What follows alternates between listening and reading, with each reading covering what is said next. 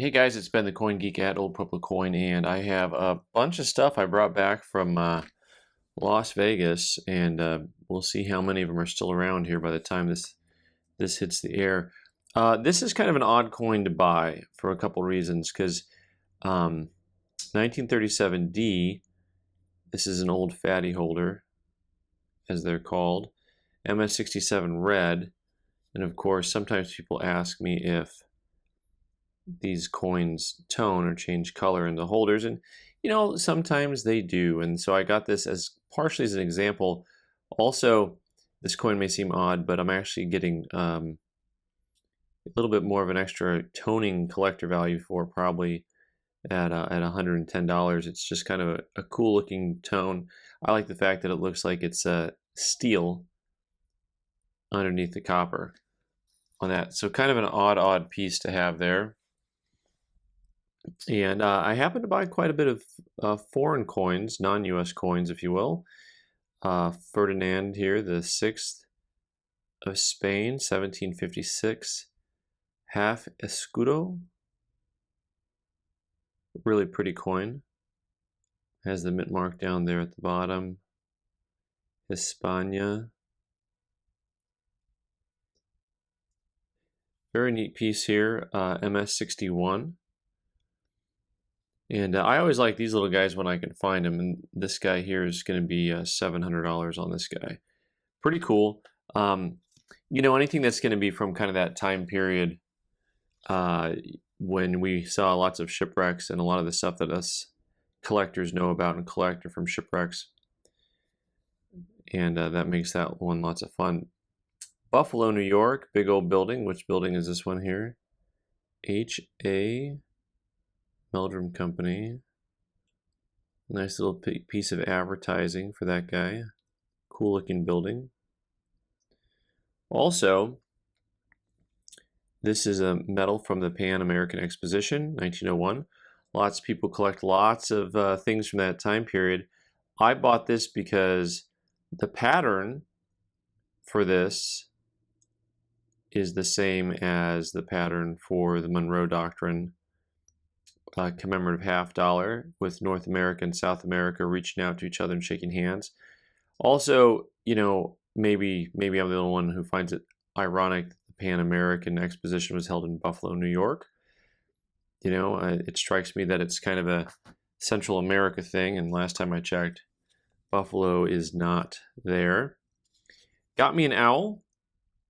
I looked at a lot of owls, and I only picked up one because this was my favorite. I actually looked at a couple of mint state coins that I didn't think was as nice as this coin, which is graded choice extra fine by NGC. But this just had all kinds of eye appeal as far as the overall strike goes. Had just the most complete, I'll call it flan. You had a little bit of some of those edges popping on all sides of the owl. I do consider the owl to be the more important side of the coin, but also, this was actually centered well on both sides. I've had coins where one side was centered well, and then you had half of the coin on the other side off the edge of the flange. This one I got it at 11.29. But what a beautiful example. I found that to be really, really attractive. Speaking of commemoratives, I bought a couple. Lewis and Clark Exposition in Portland, Oregon, 1904.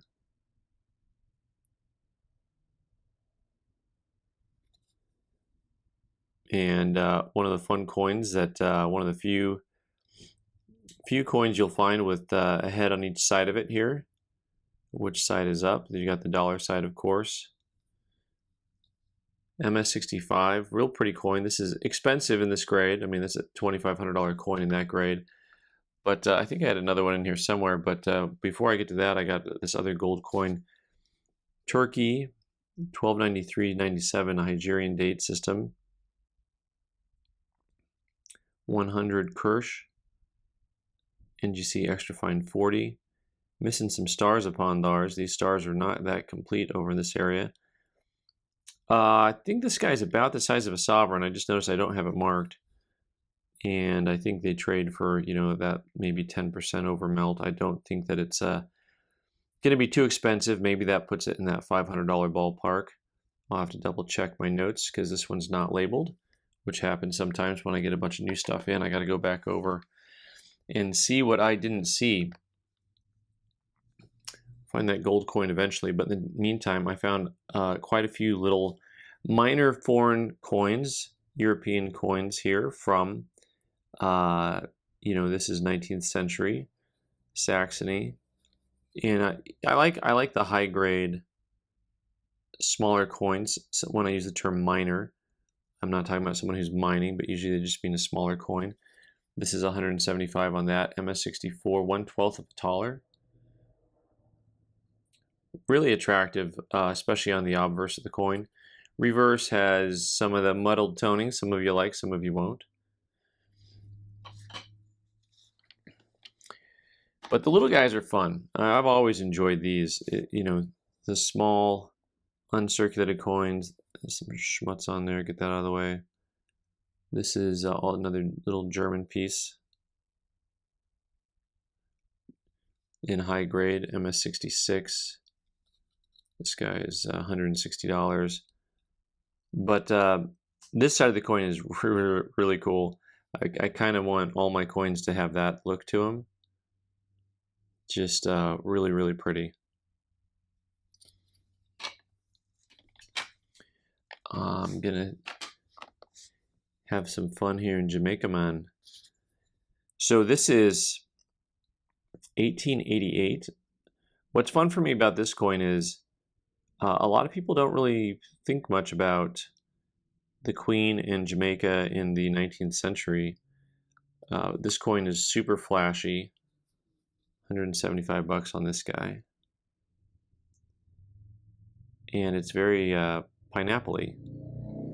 Pretty sure those are all pineapples.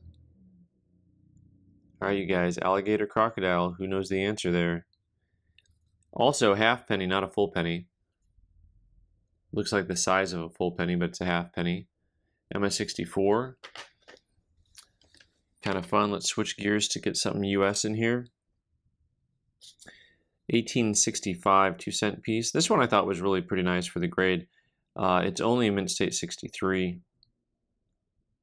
Really nice strike though. You can see all the details in all the leaves.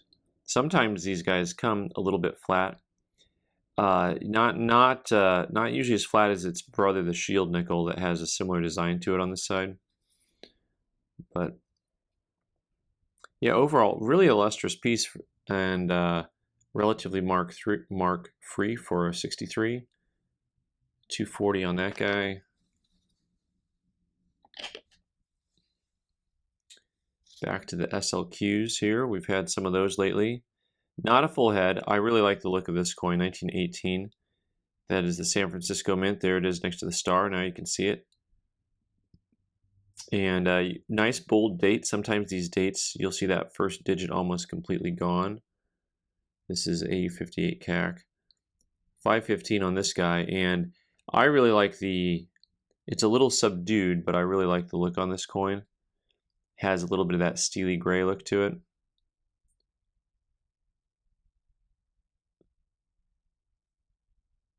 Flying where only eagles can fly. Getting back into the Middle Ages here with a coin from Italy, actually. So a lot of what's interesting to me, once you get back into this, is actually the 1300s. Just how much all the coins kind of look similar. We think in modern terms of, well, I can tell a coin is from Italy or Germany kind of based on its design qualities or languages, but the medieval times are very different. A lot of the French coins, Italian coins, coins up into the British Isles and UK all had very similar looks to them. And this is the only Gigliotto I've seen. What a fun denomination, and that's how you know it's Italian. 375 on that guy, really cool piece. All of my Italian friends should hop on that one. Here's another German piece, and speaking about, just, how much the coins looked kind of similar. Now this is 100 years later into Germany, but still the striking process was similar on a real thin coin. That's a lion design there on top of the shield on this gross. 390 on this guy here. You know, and you'll see you're talking about, like I said, 100 years different. That actually has some nice like luster under the back of that coin there, AU55. But you can see the similarity. There was not a whole lot of change in a century plus of minting. And now for something completely different. 1863 Civil War year. I should look up the mintage on this half dime. That is a proof.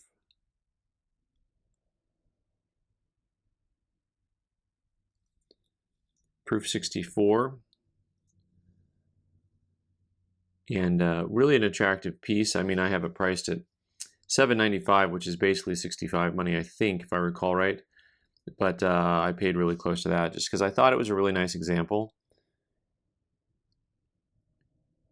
Didn't have anything really distracting. Has pretty good fields. You know, the 1860s, some of these guys come really flat as far as like the eye appeal goes. I thought this one had pretty nice eye appeal. You know, sometimes they'll have a haze that's an unattractive haze. Anyone looking for a semi-key date coin in a circulated grade? I've got this 1909S, not a VDB, in a PCGS XF45 holder.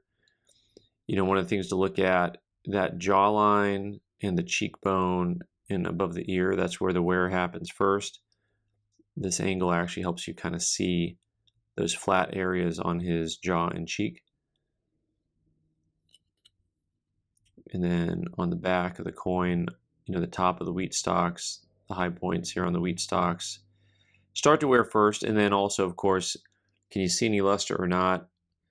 You know, that's a really nice coin. This guy, where's that guy? Oh, 160. Somebody had it marked. Probably just a little bit too high there at that other number that was on there. Was not my number. Now, this is a big step forward from the other German coin. We're talking about a 400-year difference, so a little bit different striking process on this mark from Germany from 1876. MS64, always fun with the shield on the shield.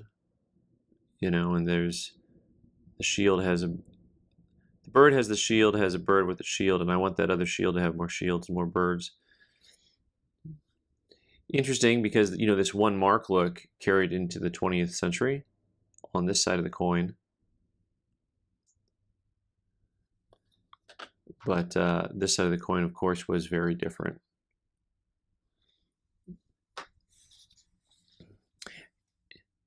Interestingly enough, here we've got some more Italy. So I've got the medieval Italy and the modern Italy. I got the medieval Germany and the modern Germany. MS65 red on a little 1 cent piece. Once again, I like picking up some of these little, you know, earlier 20th century to mid 20th century. This coin is 80 bucks on this guy. Italy in the early 1900s had some of the most artistically beautiful coins, in my opinion. As I like to tell people, fascist Italy had some fashion design, really nice looking coins in general. I think we got a couple more of these guys here, both graded 64 red brown on a 2 centesimi. These are from the 1860s. Of course, these are a little bit earlier, a lot earlier. But both of these I've got at $100 on those guys. The one on the right has a very reflective field here. Here, just so we don't get confused, I'm going to price this one for $105. That way we'll know which one is which. But this one has like a really cool PL field to it.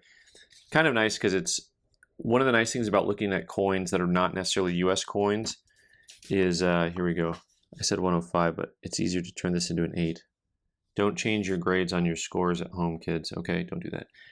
But one of the nice things about looking at non-US coins from different time periods is it does help you learn a little bit more about coins. from that are U.S. coins, based on a little bit of how the metal might look or how it might look when it's nice. And you can buy a coin for a fraction of the price from another country, and then have a very good indicator of what a coin should look like for a grade. It really does help train your eye. Here's another German coin, 1768 MS64. One of the things that I talked to somebody this weekend, actually a couple dealers about, was he was a world dealer, and he was talking about how some of the US dealers don't want to buy stuff because they're like, well, I can't really grade that. And he says, you've looked at millions of coins. What do you mean you can't grade that? And he's right. Like, if you look at a lot of coins, there's crossover. So looking at coins from different countries also helps you understand the different striking processes and whatnot. 175 on this guy, really cool design with the flaming, that would appear to be, of course, the phoenix rising again, unless it's Thanksgiving dinner, I don't know. 1942, okay, so this coin I bought specifically because it has just a little bit of a cameo effect on this proof 65 red, and hard to get cameos, and of course it's not labeled cameo because it's not a full cameo, but when you start to get a little bit of that black and white finish on a copper coin, on these copper coins, the proof Lincolns from the 40s, it's really hard to tell. Sometimes you'll get them and you'll see a huge color disparity, and then you'll see guys fight for them at auction when you get the bust of Lincoln that's just almost white on a black background. The back doesn't quite have the same cameo look to it, but overall, really neat looking piece. Oh, there's that other gold piece. I was thinking, I got another commem here. This one is just stunning. It's interesting because that other one was graded 65. No complaints about the grade on it. This one on the other hand is graded 64. And yeah, 64 CAC, but the eye appeal on this thing is just off the charts. I like this one. This each coin kind of has a little bit of its own distinct quality to it and look. And these Louisiana Purchase pieces, this side with the $1 and the date, these things, when they come nice, they come real nice. I mean, that's just really, really cool. I like the way those guys look. Let's get into, I'm gonna skip over some ancients we've already seen here, show a couple more US coins and some of the world stuff we haven't looked at yet. What I mean by that is there's some of these things I had shown in a live stream.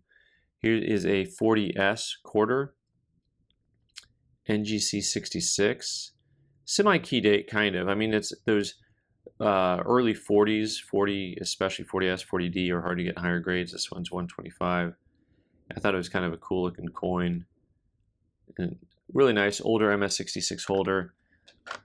Holders and not modern, it's got the full shell casing instead of the prongs, like the prongs on these guys here that you see on some of the newer ones. 47D half in 65. Some of that champagne toning, I think that's what we agreed on. 125 on this guy. I really love this look. This definitely has not a golden color. I think champagne is the color that some of the guys on the live stream said. I think that's a fair assessment. And let's look at a really high grade buffalo. Really strong strike on this guy, this 38D, and wonderful color. Buffaloes come, especially the 37s and 8s, just come lovely. And this is one of those. Just kind of as new as they can get when you look at it overall. This is also one of NGC's newer holder where they have an individual QR code for the coin. $500 MS67 plus on a newer coin. All right, so I had to get these. Yeah, that's famous last words. I always like the chop marks. Now, most of these I think are on Bolivian 8 reals. And when I say I think, because some of them are more chopped than others. And the way I priced these was basically the more chopped they were, the more expensive they got. You can see a little bit of the edge here, $17.99. Not 66L1. I got it upside down for you. But right now we'll look at some of the cool different distinctive chop marks that you see on these coins from the different countries. For those of you who don't know, these would travel over into China, especially. And this coin being from Bolivia is not too surprising. A lot of the silver trade out of some of the mines in Bolivia, the coins would go straight up into Asia, where they do not have silver. So there was a very common trade, and then the merchants would stamp them and show that they believe that they're very good pieces. Once again, I need to probably price one of these a little bit different than the other ones. This one's really high grade, actually. You can see you can actually make out mint luster still. Very chopped up, 1814 it says on this guy. Once again, like I said, I should have priced these two differently because I got two priced at 200. Now I got to figure out, oh, well, there we go. Just drop one, that'll make it better. That'll make it better. The one says Bolivia and the other one says many chop marks. Maybe we couldn't make out who this guy was. But some of them are really interesting. The chop marks like have a,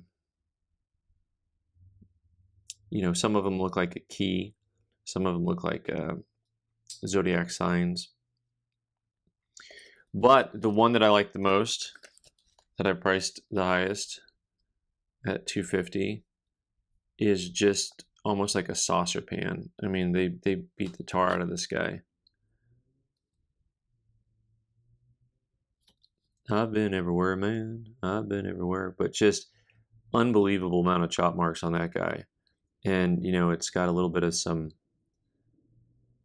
crustiness that looks like it could, well, I doubt it was in the ocean long, if at all, because although that looks like it there, the rest of the coin, you're not really seeing too many signs of that. I mean, it could have been a field find or a dig on that. All right, 78S and 65, pretty coin, pretty bird. Yeah, that is a pretty bird. It's 390 on this guy. I got to show you some of the raw stuff that I had though. 04S and XF40. That's a tough coin. A little bit bright, but XF40, lots of detail. 460 on this guy. A little bit bright, but so the raw coins that I picked up, I had too much fun with. These little guys here are called the Hand of God. These are $100 coins. Just cool. I think these were 14th century. I should have cut out the slip. I got little backup slips with these to show you that will go with it. But the one I didn't have the other day were these Viking coins. And when I say backup slip, it'll be something that looks like this. And what's interesting, it'll have a little bit of the history with it about what these are. And once again, speed of checking my notes, I need to check my notes and figure out how much these guys are, because I don't remember. I think they're about $100 each on these. But you'll notice, of course, that that does not look like Valhalla.